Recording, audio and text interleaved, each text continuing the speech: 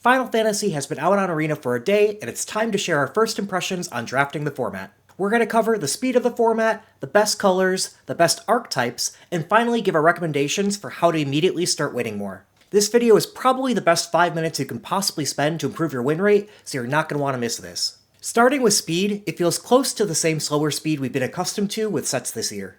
You don't feel like you're going to lose if you don't have a turn 2 play. Unlike Aether Drift, you want a turn 2 play. Your turn 2 plays don't turn into irrelevant pieces of cardboard. Unlike Tarkir Dragonstorm, the aggro decks don't threaten to kill you by turn 5. In our last video, one viewer asked how we assess the speed of the format, and if it was just looking at how many aggressive creatures there are. We answered it was that, and looking at how much cheap removal, bounce, and early blockers there are. People are sleeping on the early bounce, like Ice Magic, and the early blockers, like Sahagin and Scorpion Sentinel. These cards are slowing down the format considerably, and are causing me to come up on blue as a powerful color.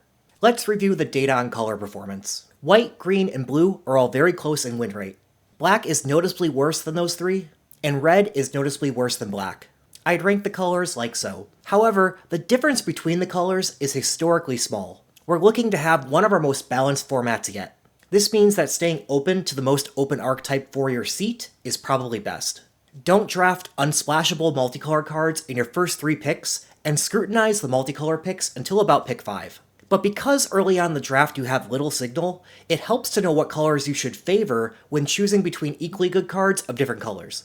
To advise on that, we'll need to look at archetype performance. Simic, Golgari, and Azorius are all looking great.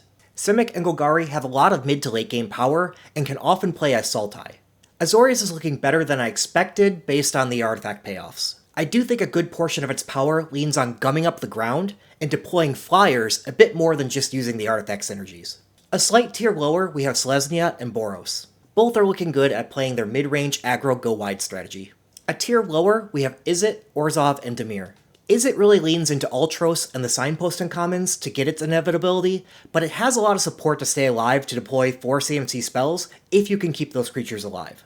Orzhov surprises me a bit. I thought it'd perform even worse than 7th place because I don't see great sacrifice payoffs. But I played this deck myself, and it can lean into its go wide for chip damage and use Elbad Scavengers for the reach to win or Grahatia to grind.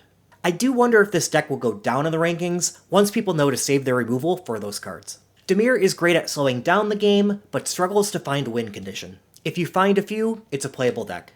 Moving into the worst decks, we have Rakdos, which like we predicted seems to have its 0-1s getting outclassed by bigger creatures. And Gruul, which unlike we predicted, doesn't seem to have enough power in red to really act as a beatdown deck. I still think this deck is viable as a heavy green trample deck with red tricks for support, but you need green to be wide open to your seat. Now back to our recommendations on what colors to start in. But before we get into that, don't forget to hit that like button down below to tell us you want more of this kind of content. Now on to our recommendations. White is our top recommendation for where to start. It goes into 3 of the top 5 decks and 4 of the top 8 decks. Green and blue are closely behind, going into 2 to 3 of the top 5 decks and 3 to 4 of the top 8 decks. I prefer not to start in black or red, as they both only go into 1 of the top 5 decks and 2 to 3 of the top 8 decks. That's all for today. Next time we're likely to dive a bit deeper into what each of the archetypes are trying to do and what specific cards help you do that. Don't forget to subscribe to see those tips as early as possible to take advantage of them before others in the early days of Final Fantasy Draft. See you in the next one.